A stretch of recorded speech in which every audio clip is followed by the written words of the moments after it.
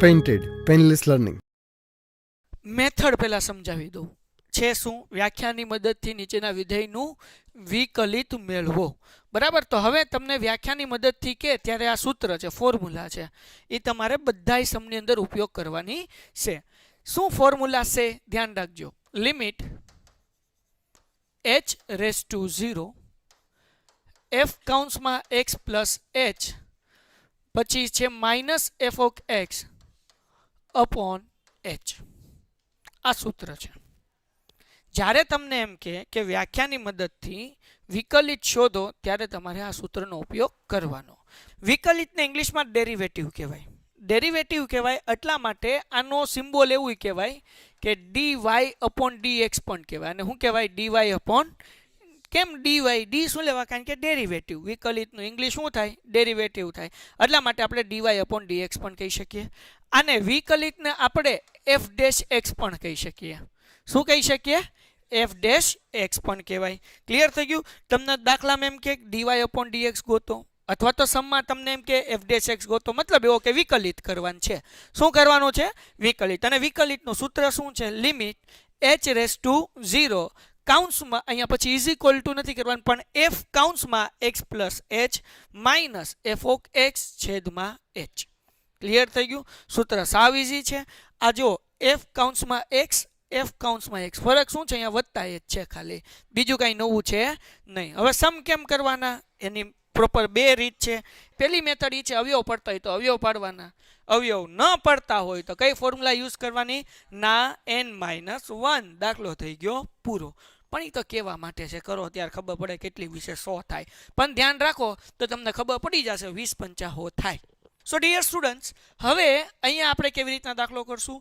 તો કે આપણને સૂત્ર ખબર છે પહેલા આપણે ગોતવાનું f ઓફ x દાખલામાં આપણને હંમેશા આપેલું હશે આપેલું છે ને f ઓફ x કેટલું આપ્યું છે 2x + 3 ક્લિયર થઈ ગયું બોલો હા તો દાખલામાં આ f ઓફ x તો તમને આપેલું છે દરેક દાખલામાં તમારે f કાઉન્સમાં x + h ગોતવાનું તો એ કેમ ગોતવાનું સમજાવું છું જે રકમ તમને આપી હોય એ રકમમાં જ્યાં પણ તમને x દેખાય એની બાજુ +h મૂકી દેવાનું f + h કેમ ગોતવાનું રકમમાં જ્યાં પણ તમને x દેખાય ત્યાં વત્તા કરીને શું મૂકી દેવાનું h મૂકી દેવાનું આ રકમમાં તમે જોઈ શકો છો કે અહીંયા x કાકા છે તો 2 કાઉન્સમાં x + h + 3 ક્લિયર થઈ ગયું સમજાણું h ક્યાં મૂકવાનું તો કે આપણને જ્યાં x દેખાતો હોય એની બાજુ હું મૂકી દેવાનો h મૂકી દો વાર્તા થઈ ગઈ પૂરી હજી એક સ્ટેપ અહીંયા કરી દઉં છું જેથી કરીને સમ આપણા માટે ઈઝી થઈ જાય આ બેનો ગુણાકાર x સાથે કરો એટલે શું થાય 2x પ્લસ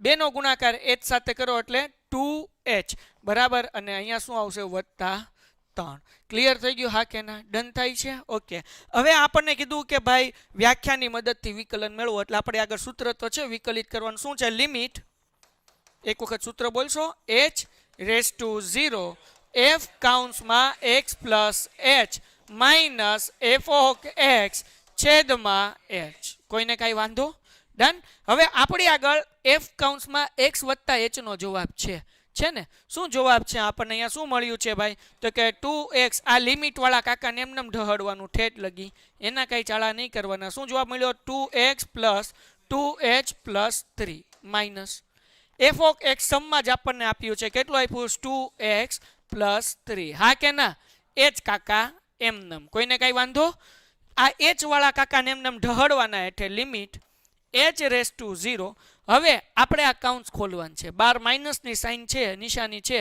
કાઉન્સ ખોલશું એટલે અંદરની નિશાની શું થઈ જશે બદલાઈ જશે પ્લસ હોય તો કેવી થઈ જાય પણ એના આગળનું બધું એમનેમ 2x plus 2h plus 3 minus હવે કાઉન્સ ખોલીએ છીએ એટલે પ્લસ વાળા કેવા થઈ જાય માઇનસ થઈ જાય અપોનમાં h તો ઉડતું એને ઉડાડી દઈએ આ 2x માઇનસ છે આ 2x પ્લસ છે એટલે ઉડી ગયા આ 3 છે એ પ્લસ છે અને આ 3 છે એ માઇનસ છે સમ પૂરો થઈ ગયો લિમિટ h રેઝ ટુ 0 શું બચ્યું અહીંયા 2h બીજું કાંઈ નથી વધ્યું બાકી બધું ઉડી ગયું 2h છેદમાં કાંઈ બચ્યું છે ભાઈ h તો h શું થઈ ગયો ઉડી ગયો તો આપણને જવાબ શું મળ્યો લિમિટ h રેઝ ટુ 0 તો એનો આન્સર કેટલો આવ્યો ભાઈ 2 જો h વધ્યો હોત તો h ની જગ્યાએ 0 મૂકત, પણ h ઉડી ગયો, કંઈ વધ્યું નથી. અહીંયા દાખલો પૂરો થઈ ગયો. આપણને આનું વિકલિત કેટલું મળ્યું? 2 મળ્યું.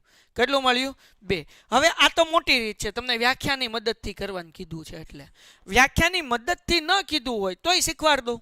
એટલે તમને જવાબ પહેલેથી જ ખબર હોય કે આનો જવાબ શું આવશે, તમારે જોવાની ખબર ન પડે, શોર્ટકટ થઈ જાય. યાદ રાખજો, તમને વ્યાખ્યાની મદદથી નથી કીધી તો તમે શોર્ટકટ કરી શકો. અહીંયા શોર્ટકટ હું રીત શીખવાડું છું આ બોક્સની અંદર, જે તમને કામ આવશે. હવે અહીંયા જે છે 2x + 3 આ f ઓફ x આપણને આપેલું છે. આપણને કીધું કે ભાઈ વિકલિત કરો એટલે આપણે શું ગોતવાનું હોય? f dash x.